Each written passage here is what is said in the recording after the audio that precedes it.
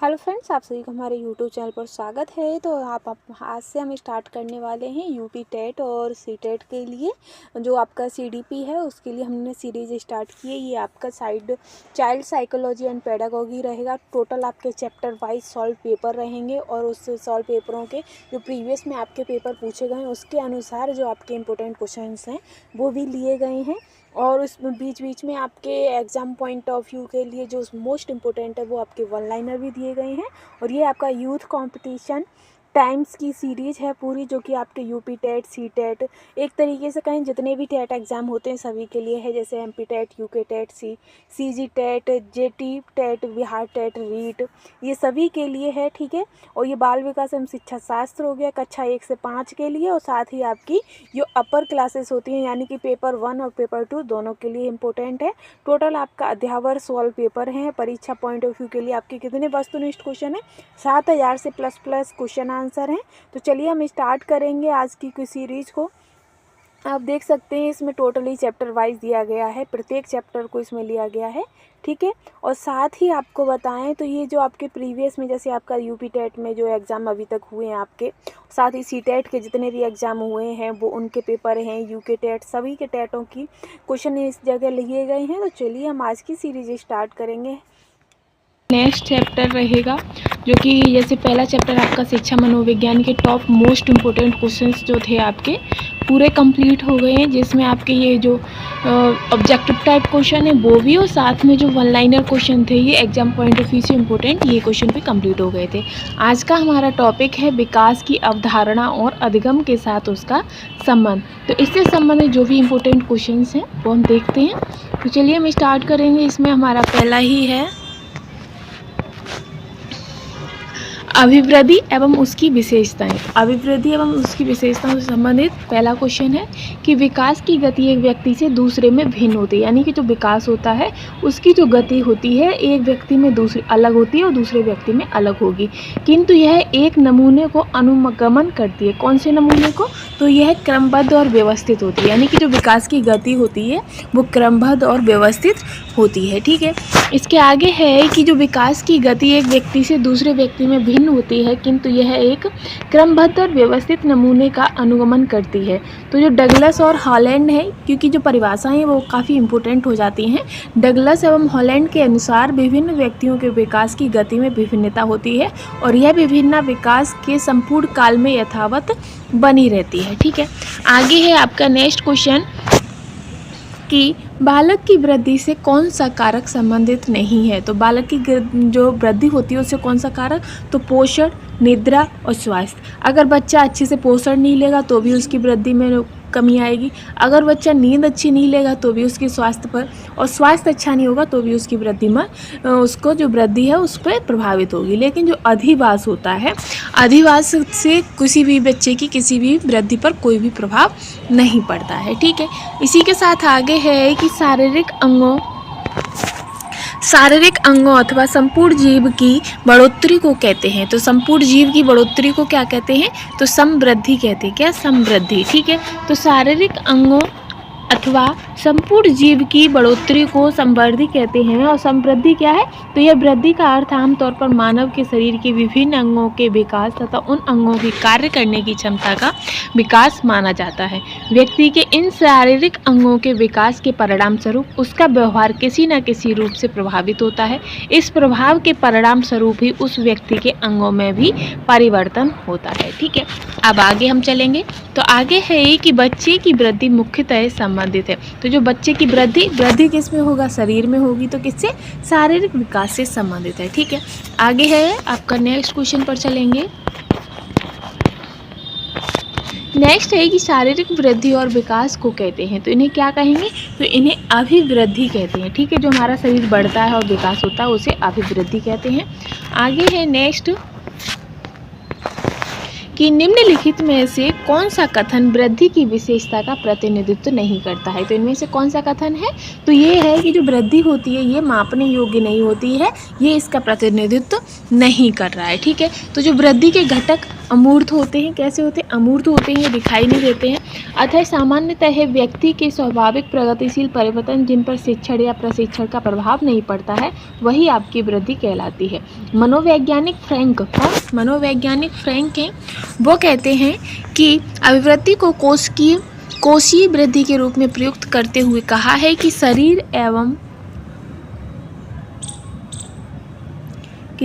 एवं व्यवहार के किसी पहलू में होने वाले परिवर्तन अभिवृद्धि कहलाते हैं। क्या कहलाते हैं? अभिवृद्धि कहलाते हैं। ठीक है, आगे है कि वृद्धि की निम्नलिखित विशेषताएं हैं। तो वृद्धि की निम्नलिखित विशेषताएं क्या हैं? कि वृद्धि एकमात्र पहलू है तथा इसे मापा जा सकता है। जो वृद्धि है वो एकमात्र ऐसा पहलू है जिसे मापा जा सकता है। साथ ही वृद्धि का संबंध शारीरिक परिपक्वता से होता है और जो वृद्धि है वो एक निश्चित आयु के पश्चात रुक जाती है। यानी कि जो हमारे शरीर की वृद्धि होती है वो एक निश्चित आयु के बाद रुक जाती है। जैसे आप देख सकते हैं कि जो बच्चा होता है छोटे पे उसकी वृद्धि बढ़ती जाती है, लेकिन जब तक वो किशोरावस्था तक पहुंचता है तो उसकी जितनी वृद्धि होती है वो सारी हो चुकी होती है, फिर उसके बाद कोई वृद्धि नहीं होती है। यानी कि उसके हाइट वेट में जो है मोटा हो जाएगा वो एक अलग चीज़ है, पतला हो जाएगा वो भी एक अलग चीज़ है, लेकिन जो उसकी हाइट है वो फिर नहीं बढ़ती है। तो ये क्या है? जो वृद्धि होती है वो एक निश्चित आयु तक के पश्चात रुक जाती है। और वृद्धि में व्यक्तिगत भिन्नताएं होती हैं। वृद्धि में क्या होती है? व्यक्तिगत भिन्नताएं भी होती हैं। आगे है कि वृद्धि के बारे में क्या सही नहीं है। तो वृद्धि के बारे में क्या सही नहीं है ये हमें बताना है कि जो वृद्धि है वो अभिवृद्धि शारीरिक होती है या मात्रात्मक होती है या मापनीय होती है या अभिवृद्धि जीवन पर्यंत चलने वाली प्रक्रिया है। तो जो आपकी वृद्धि है ये कैसी है? ये मात्रात्मक है या शारीरिक है या आपकी कैसी है? तो ये जो आपकी वृद्धि होती है वो जीवन पर्यंत चलने वाली एक प्रक्रिया है। ठीक है, आगे हम बढ़ेंगे तो आगे आपका रहेगा क्वेश्चन,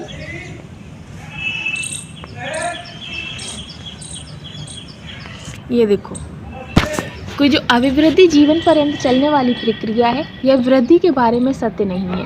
वृद्धि विकास का ही एक भाग है और वृद्धि विकास में समाहित होती है। क्या है? समाहित होती है। वृद्धि केवल जैविक और भौतिक परिवर्तन को संदर्भित करता है, लेकिन विकास मानसिक, सामाजिक और भावनात्मक परिवर्तनों को संदर्भित करता है। वृद्धि स्थिर है क्योंकि विकास एक सतत प्रक्रिया है, इसलिए जो वृद्धि है वो स्थिर होती है। और वृद्धि और विकास में अंतर क्या क्या है ये भी दिए गए हैं। तो जो शारीरिक होती है, वृद्धि क्या होती है? शारीरिक होती है। और विकास आपका शारीरिक और मानसिक दोनों होता है। वृद्धि आपकी मात्रात्मक रूप से होती है और जो विकास है वो आपका गुणात्मक होता है। वृद्धि आपकी मापनीय है और विकास आपका मापा नहीं जा सकता। ठीक है, इसी के आगे है कि एक निश्चित आयु तक चलने वाली को क्या है? वृद्धि है। और जो जीवन पर्यंत चलती है वो आपकी क्या है? विकास है। इसी के साथ है कि निम्नलिखित में से कौन सा कथन सही नहीं है। तो इनमें से कौन सा? कि वृद्धि जीवन पर्यंत चलती है, तो ये गलत है क्योंकि जो वृद्धि होती है वो एक निश्चित आयु समय तक ही चलती है। ठीक है, आगे है आपका कि विकास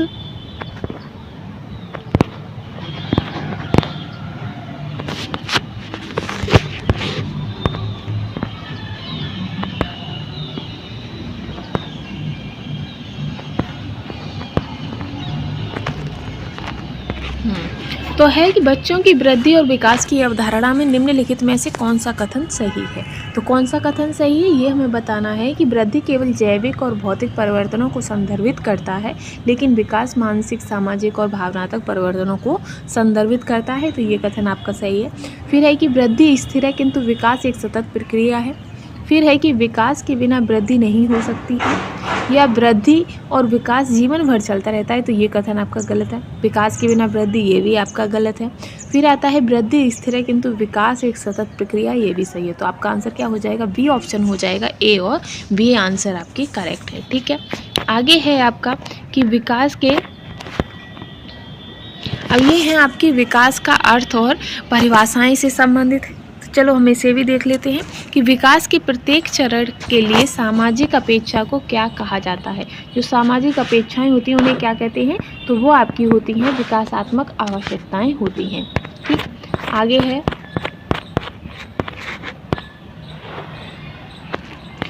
है कि बच्चे सही ढंग से नहीं सीख पाते हैं अगर वह स्वास्थ्य अस्वस्थ या अल्प पोषित है, यानी कि जो बच्चे हैं वो अच्छे से नहीं सीख पाएंगे अगर वो उनका जो स्वास्थ्य है वो सही नहीं है। ठीक है, फिर इसका तर्क क्या है कि विकास के सभी आयाम परस्पर रूप से जुड़े हुए हैं, जैसे शारीरिक संज्ञानात्मक विकास को प्रभावित करता है। तो ये कथन सही है, कथन भी सही है और उसका तर्क भी सही है। तो ऑप्शन ए आपका करेक्ट आंसर हो जाएगा। ठीक है, आगे है कि विकास में डैश से तक होने वाली वृद्धि व बदलाव का अध्ययन किया जाता है। तो कब से? विकास, बाल विकास में क्या होता है? जब गर्भाधारण होता है, यानी नहीं कि जो बच्चा होता है जब पेट में आता है, माँ के जन्म पेट में आता है, गर्भ में आता है, तब से लेकर किशोरावस्था तक की वृद्धि में वह बदलाव का अध्ययन किया जाता है। किसमें? बाल विकास में। ठीक है, इसी के साथ है आपका कि विकास से डैश से की ओर बढ़ता है। तो विकास कैसा है? विकास आपका सामान्य से विशिष्ट की ओर बढ़ता है। ठीक है, इसी के साथ जैसे कि आप देख सकते हैं, इसमें हम पूरा ही देख लेते हैं कि विकास की प्रक्रिया बहुत ही विस्तृत और जटिल होने के कारण तथा इसकी निरंतरता के कारण इसे कुछ सिद्धांतों का अनुकरण करना पड़ता है। विकास सामान्य से विशिष्ट की ओर बढ़ता है। इस सिद्धांत के अनुसार बालक पहले सामान्य व्यवहार सीखता है और फिर धीरे धीरे यह सामान्य व्यवहार से विशिष्टता की ओर बढ़ता है। उदाहरणार्थ, सबसे पहले बच्चा किसी वस्तु को पकड़ने का प्रयास करता है, लेकिन धीरे धीरे वह समय के साथ विशिष्टता की ओर बढ़ता है। इसके परिणाम स्वरूप वह उसी वस्तु पर हाथ डालता है जिसे वह उठाना चाहता है। ठीक है, फिर है कि विकास के सिद्धांत। तो विकास के सिद्धांत में आपका क्या आएगा? निरंतरता का सिद्धांत, व्यक्तिगतता का सिद्धांत, विकास की दिशा का सिद्धांत, चक्राकार प्रगति का सिद्धांत, परस्पर संबंध का सिद्धांत, साथ ही आपका वंशानुक्रम व वातावरण की अंतरक्रिया का संबंध, समन्वय का सिद्धांत और परिमार्जिता का सिद्धांत, विकास का क्रम सिद्धांत और है एकीकरण का सिद्धांत, सामान्य से विशिष्ट प्रक्रियाओं का सिद्धांत। ये सभी क्या हैं? ये आपके विकास के सिद्धांत हैं। ठीक है, यानी कि बच्चे में जो विकास होता है वो कैसे कैसे होता है उनके पूरा दिया गया है। आगे है कि निम्नलिखित में से कौन सा या कौन से कथन असत्य हैं। तो इनमें से कौन सा कथन असत्य है? तो यह समझना जरूरी नहीं है कि प्रत्येक बच्चा अद्वितीय है। तो ये तो सीधा ही सीधा हो गया कि यही आपका गलत है, क्योंकि जो बच्चा है वो प्रत्येक बच्चा ही अद्वितीय यानी कि विशेष होता है। तो ऑप्शन डी इसका करेक्ट आंसर हो जाएगा। ठीक है, आगे है कि तब होता या होती है जब परिपक्वता और अनुभव के कारण मनुष्य में क्रमबद्ध और प्रगतिशील परिवर्तन होता है। यानी कि जो क्या? तो विकास तब होता है जब परिपक्व और अनुभव के कारण मनुष्य में क्रमबद्ध और प्रगतिशील परिवर्तन होते हैं। ठीक है, आगे चलेंगे। वैसे भी हमारा डेली का टारगेट यही है कि हम डेली 30 क्वेश्चंस कंप्लीट करेंगे। आगे है कि निम्नलिखित में से कौन सा कथन व्यक्ति के विकास की प्रक्रिया के बारे में सही है। तो कौन सा कथन? तो विकास की प्रक्रियाओं में सांस्कृतिक विविधताएं होती हैं, ये आपका एकदम सही है। फिर है कि निम्नलिखित वक्तव्यों में कौन सा विकास के विषय में सही नहीं है। तो कौन सा नहीं है? कि जो विकास है वो सांस्कृतिक परिवर्तन से किसी तरीके से प्रभावित नहीं होता है। तो ये आपका गलत है, क्योंकि जो विकास है वो हर तरीके से प्रभावित होता है। अगर आपका शारीरिक, मानसिक, बौद्धिक और जो भी है इनमें अगर किसी एक में भी अगर कोई दिक्कत होती है तो विकास आपका प्रभावित होता है। ठीक है, इसी के साथ है कि बच्चों के विकास की प्रगति को दूसरे बच्चों से तुलना करके सही ढंग से, शुद्धता से, सटीकता से मापा जा सकता है। तर्क, विकास का रूप व अनुक्रम एवं विकास की गति सभी बच्चों के लिए सार्वभौमिक रूप से समान होती है। तो ये आपका गलत है, क्योंकि प्रत्येक बच्चा अलग अलग होता है और अलग अलग तरीके से ही सीखता है। ठीक है, आगे है आपका कि नवीन विकास के परिणाम स्वरूप नवीन विशेषताएं, नवीन योग्यताएं प्रकट होती हैं। ये कथन किसने कहा है? तो विकास के परिणाम स्वरूप नवीन विशेषताएं और नवीन योग्यताएं प्रकट होती हैं, ये कथन किसका है? तो ये कथन आपका हरलॉक का है। ठीक है, हरलॉक के अनुसार विकास के परिणाम स्वरूप नवीन विशेषताएं और नवीन योग्यताएं प्रकट होती हैं। वहीं जो मेरेडिथ हैं उनके अनुसार उन्होंने कहा है कि कुछ लेखक अभिवृद्धि का प्रयोग केवल आकार की वृद्धि के अर्थ में करते हैं और कुछ का विकास भेदीकरण या विशिष्टीकरण के अर्थ में होता है। वहीं जो गैसेल कहते हैं कि विकास केवल एक प्रत्यय विचार ही नहीं है, इसे देखा जाए या जांचा या किसी सीमा तक 3 विभिन्न दशाओं शरीर, अंग, विश्लेषण, शरीर ज्ञान, एवं व्यवहारात्मक रूप से मापा जा सकता है। इन सब में व्यवहार की सबसे अधिक विकासात्मक स्तर तथा विकासात्मक शक्तियों को व्यक्त करने का माध्यम है। वहीं जो डगलस और हालैंड है वो कहते हैं कि विभिन्न व्यक्तियों के विकास की गति में विभिन्नता होती है और यह विभिन्नता विकास के संपूर्ण काल में यथावत बनी रहती है। इसी के साथ जो फ्रैंक हैं, फ्रैंक कहते हैं कि समय की दृष्टि से व्यक्ति में जो परिवर्तन दृष्टिगत होते हैं वे विकास कहलाते हैं। ठीक है, इसी के साथ अब हम आगे बढ़ेंगे। आगे आपका क्वेश्चन है कि निम्नलिखित में से कौन सा कथन सही है। तो जो विकास है वो आपकी एक सतत प्रक्रिया है। ठीक है, ऑप्शन सी करेक्ट हो गया। इसी के साथ हम आगे बढ़ेंगे। आगे है कि विकास शब्द में निहित है। तो विकास में क्या निहित है? तो विकास आपका संरचनात्मक तथा प्रक्रियात्मक बदलाव है। ठीक है, आगे है कि विकास के विषय में सही वक्तव्य चुनिए। तो इनमें से कौन सा कथन है जो सही है? तो जो विकास है वो परिवर्तनीय होता है, यानी कि विकास हर अवस्था में अलग अलग होता है और हर व्यक्ति में अलग अलग होता है।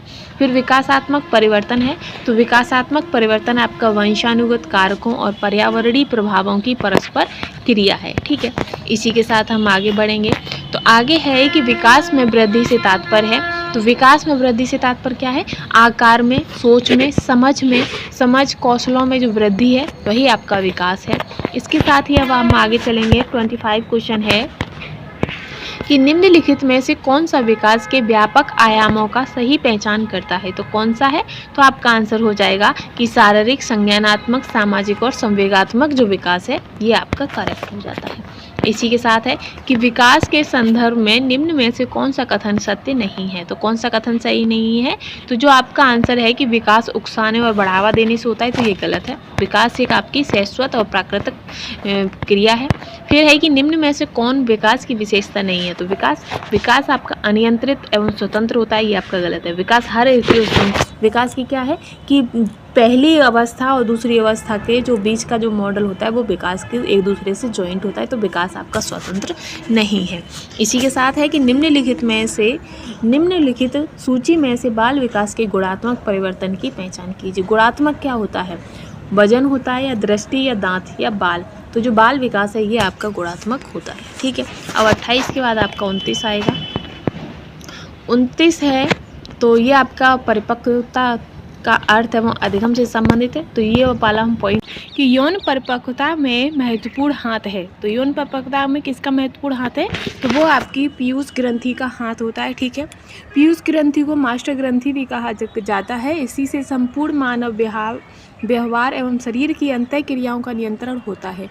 यौन परिपक्वता में पीयूष ग्रंथि की महत्वपूर्ण भूमिका होती है। किसकी? पीयूष ग्रंथि की। ठीक है, इसके साथ है आपका कि महीने की परिपक्वता में बच्चा पहला कदम चलने लगता है। तो कौन सी में? तो आपका आंसर हो जाएगा 10 से 12 महीने का जो बच्चा होता है वो आराम से चलने लगता है। ठीक है, तो इसी में है कि 10 से 12 महीने की परिपक्वता में बच्चा पहला कदम चलने लगता है। कुछ बच्चे तेज होते हैं और 9 महीने में ही चलना शुरू कर देते हैं, जबकि अन्य को 14 महीने लगते हैं। और तो नॉर्मल अगर देखा जाए तो 11 से 15 माह के दौरान जो बच्चे हैं वो किसी न किसी के सहारे से चलना स्टार्ट कर देते हैं और 16 से 18 माह के बच्चे खुद मेज और कुर्सी पकड़कर धकेल सकते हैं। ठीक है, आगे है कि निम्नलिखित में से कौन सीखने का अर्जन नहीं है। तो सीखने की जो परिपक्वता होती है ये अर्जन नहीं होता है, बल्कि खुद ब खुद उम्र के हिसाब से ये आने लगती है। ठीक है, तो इसी में हम देखते हैं कि परिपक्वता सीखने का अर्जन नहीं है, जबकि आदत, ज्ञान, अभिवृत्ति ये सीखने के अर्जन है। ठीक है, परिपक्वता का अर्थ शरीर के स्वाभाविक विकास से है। आयु और बुद्धि के साथ साथ बालक के शरीर के अंग प्रत्यंग का विकास होता है और शारीरिक विकास ही नहीं बल्कि मानसिक विकास के परिणाम स्वरूप उसके व्यवहार में भी परिवर्तन होने लगता है।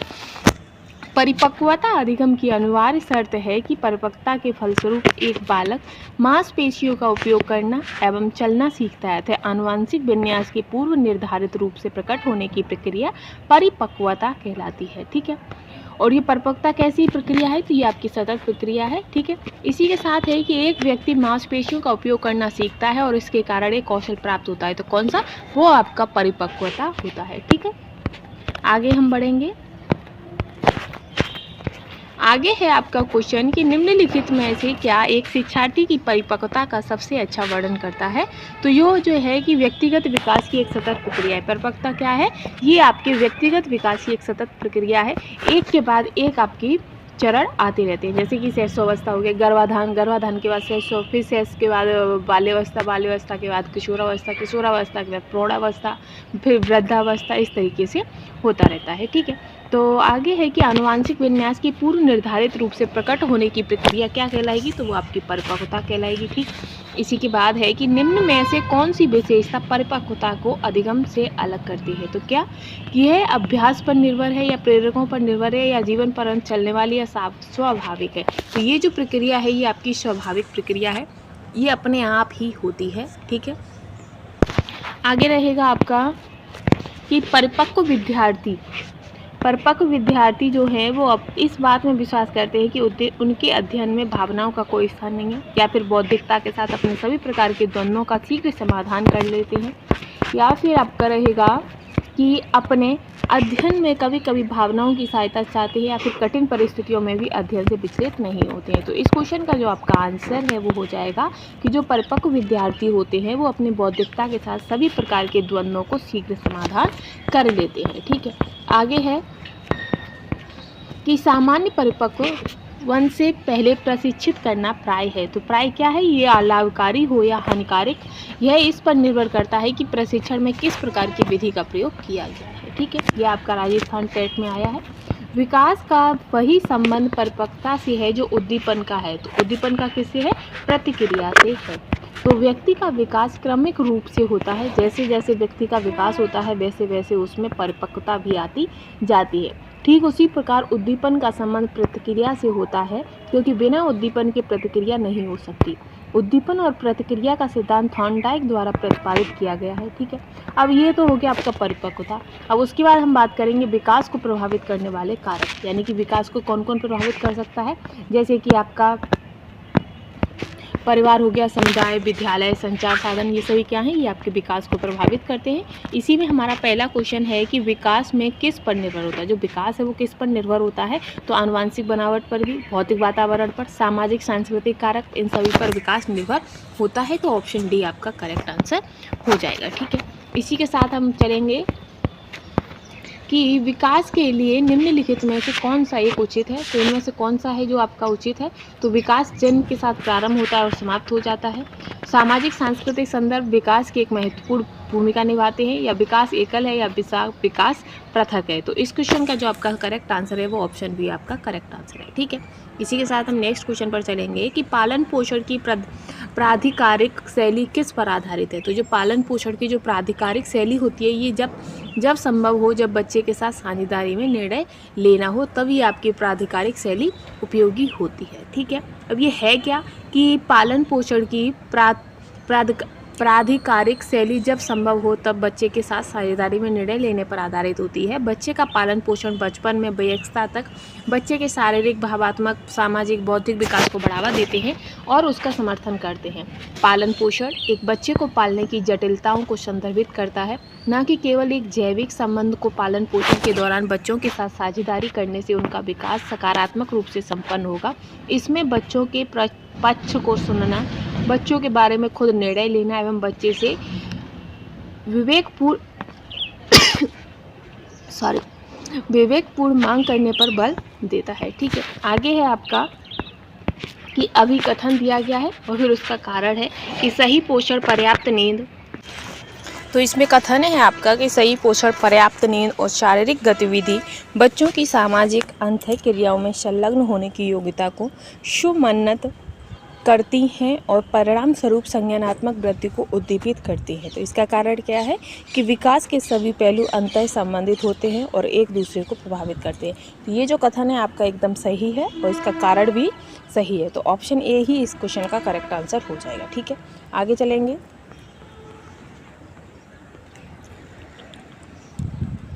फिर है कि बच्चों के व्यक्तित्व के सौहार्दपूर्ण विकास के लिए माता पिता को चाहिए। तो माता पिता को क्या चाहिए कि घर में उनके लिए अनुकूल वातावरण प्रदान करना चाहिए, ताकि जो बच्चों का जो व्यक्तित्व है वो सौहार्दपूर्ण हो चुके। ठीक है, आगे है आपका कि विकास प्रक्रिया को प्रभावित करने वाली प्रमुख ग्रंथि कौन सी है? तो पीयूष, अधिवक्र, थायराइड या जनन। तो इनमें से कोई आंसर हो जाएगा। तो इसमें से जो आपका आंसर है वो आपकी पीयूष ग्रंथि हो जाएगी, जो कि आपकी परिपक्वता से संबंधित है। ठीक है, आगे है आपका कि वृद्धि एवं विकास को प्रभावित करने वाले कारक, तो वो आपके आनुवांशिक भी है, भौतिक दशाएं, सामाजिक एवं सांस्कृतिक दशाएं। तो ये सभी आपकी कैसी हैं? तो ये सभी आपकी वृद्धि एवं विकास को प्रभावित करने वाली कारक है। तो ऑप्शन डी करेक्ट आंसर हो जाएगा। इसी के साथ है कि डैश के अलावा निम्नलिखित कारणों के खेल युवा बच्चों के विकास में एक महत्वपूर्ण भूमिका निभाता है। तो कौन सा? यह समय बिताने का एक सुखद तरीका होता है। यह समय बिताने का एक सुखद तरीका होता है। इसे छोड़ने के अलावा बाकी सभी जो है ये युवा बच्चों के विकास में एक महत्वपूर्ण भूमिका निभाते हैं। ठीक है, इसी के साथ अब आगे हम चलेंगे कि आजकल अधिकतर विद्यालयों में समभागी समूह के लिए प्राथमिक ध्यान आधारित होता है। तो प्राथमिक ध्यान आधारित क्या होता है? ग्रेड स्तर पर, योग्यता पर, या आयु स्तर पर, या छात्र अनुराग पर। तो आजकल आपका है छात्र अनुराग पर। ठीक है, तो 47 के बाद हम चलेंगे 48 पर। तो 48 है आपका कि बालक का प्रथम पाठशाला, यानी कि बच्चे का पहला स्कूल या पहली टीचर कौन है? तो परिवार होता है, और पहली शिक्षक आपकी माँ होती है। ठीक है, इसी के साथ आगे चलेंगे। आगे है नेक्स्ट कि निर्धन परिवारों के बच्चे जो छोटे आकार के परिवार से संबंध हैं, उनको विकास के बेहतर वातावरण पाने के मौके होते हैं, क्योंकि उन्हें बड़े परिवारों के निर्धन बच्चों की अपेक्षा क्या होता है? अपेक्षा उन्हें बेहतर परिस्थितियां प्राप्त होती हैं। ठीक है, आगे है कि निम्नलिखित में से डैश के अतिरिक्त सभी वातावरणीय कारक विकास को आकार देते हैं। पौष्टिक की गुणवत्ता, शिक्षा की गुणवत्ता, संस्कृति और शारीरिक गठन। तो शारीरिक गठन के अलावा बाकी की जो भी कारक हैं आपके पौष्टिक, शिक्षा, संस्कृति, ये सभी वातावरणीय कारक विकास को आकार देते हैं। ठीक है, आगे बढ़ेंगे। आगे है आपका कि निम्न में से कौन सा कथन बच्चे के विकास में परिवेश की भूमिका का समर्थन करता है? तो पिछली कुछ शताब्दियों में बौद्धिक लाभदायक परीक्षा में शिक्षार्थियों के औसत प्रदर्शन में लगातार वृद्धि हुई है। एक समान जुड़वा बच्चे जिनका लालन पालन भिन्न घरों में हुआ है, उनकी बुद्धि लब्धि के समान होता है। तो इस क्वेश्चन का जो आपका सही आंसर रहेगा वो हो जाएगा कि पिछली कुछ शताब्दियों में जो बच्चों की जो बुद्धि लाभदायक हैं, उनकी जो औसत है वो लगातार उनमें वृद्धि आई है। ठीक है, तो 51 का ए हो गया। आगे चलेंगे। अब हमारा नेक्स्ट टॉपिक आ गया विकास की अवस्थाएं। ठीक है, तो विकास की अवस्था से संबंधित जो भी क्वेश्चन है वो देख लेते हैं। कितनी आयु पर बच्चों में लिंग पहचान स्थापित होती है? तो कितनी आयु पर? तो वो है आपके 2 वर्ष की आयु पर। ठीक है, जो अधिकांश बच्चे 18 से 24 महीने की उम्र में बीच लिंग की पहचान और लेबल लगाने की क्षमता विकसित कर लेते हैं। और कॉलबर्ट ने बताया है कि 2 वर्ष की आयु में बच्चे में लिंग पहचान स्थापित हो जाती है, यानी कि बच्चा समझने लगता है कि वो लड़का है या लड़की। ठीक है, इसी में आगे बढ़ेंगे। विकासात्मक कार्य किसने प्रचलित किया है? तो जो विकासात्मक कार्य है ये आपका हेविंग हर्स्ट ने प्रचलित किया है। और हेविंग हर्स्ट का विकासात्मक कार्य जो सिद्धांत है वो मुख्य अभिकथन ये है, उन्होंने कहा है कि विकास एक व्यक्ति के पूरे जीवन काल में निरंतर होता रहता है। और जो चरणों में कौन कौन से चरणों में होता है? निरंतर तो होता है लेकिन कुछ चरणों में होता है। तो उन्होंने चरण बताए हैं विकास के। पहले आपका शैशवावस्था यानी कि प्रारंभिक जीवन होता है, जो कि जन्म से 5 साल, फिर मध्य बाल्यावस्था, किशोरावस्था, प्रारंभिक व्यवस्था, साथ ही मध्य युग, उसके बाद परिपक्वता होती है। ठीक है, तो ये किसने कहा है? ये 6 चरणों में किसने विभाजित किया है? तो वो आपके हेविंग हर्स्ट ने बांटा है। ठीक है, इसी के साथ आगे है कि निम्नलिखित में से कौन मानव विकास का सही क्रम है? तो इसमें से कौन सा सही है? शैशवावस्था, शैशवावस्था के बाद बाल्यावस्था, फिर किशोरावस्था, फिर प्रौढ़ावस्था। तो ऑप्शन बी करेक्ट। ठीक है, आगे रहेगी आपका नेक्स्ट क्वेश्चन है। नेक्स्ट है कि जन्मोत्तर यानी कि जन्म के बाद की जो विकास की दूसरी प्रमुख अवस्था कौन सी होती है? तो जन्म के बाद कौन सी होती है? आपकी बाल्यावस्था। मतलब जन्म के बाद क्या होती है? शैशवावस्था। शैशवावस्था के बाद क्या आएगी? तो बाल्यावस्था। ठीक है, शैशवावस्था होती है तो ये आपकी 5 वर्ष तक की होती है। इसके बाद है कि बाल्यावस्था होती है, तो बाल्यावस्था आपकी 12 वर्ष तक होती है। ठीक है, और 12 वर्ष के बाद आपकी 18 तक क्या हो जाएगी? आपकी किशोरावस्था आ जाती है। बाल्यावस्था की आयु कितनी है? तो ये आपके 6ठे वर्ष से लेकर 12 वर्ष की आयु तक का होता है। ठीक है, इसी के साथ है कि मध्य बचपन अवधि, तो जो मध्य बचपन अवधि होती है वो 6 से 11 वर्ष की होती है और ये किन के अनुसार है, तो ये कोल के अनुसार है।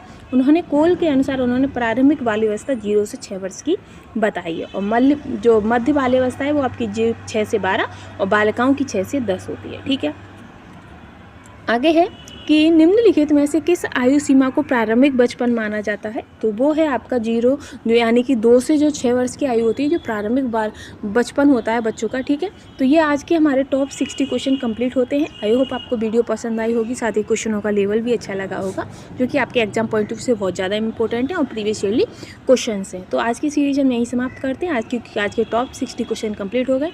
नेक्स्ट वीडियो में आपको फिर से टॉप 60 क्वेश्चंस मिलेंगे जिसमें आपके ये पूरे क्वेश्चन रहेंगे 60 यानी कि 90 तक आपके क्वेश्चन हो जाएंगे। ठीक है, फिर उसके बाद हमारा आएगा बाल्यावस्था की विशेषता। ठीक, तो आज के लिए बस इतना ही। Thanks for watching.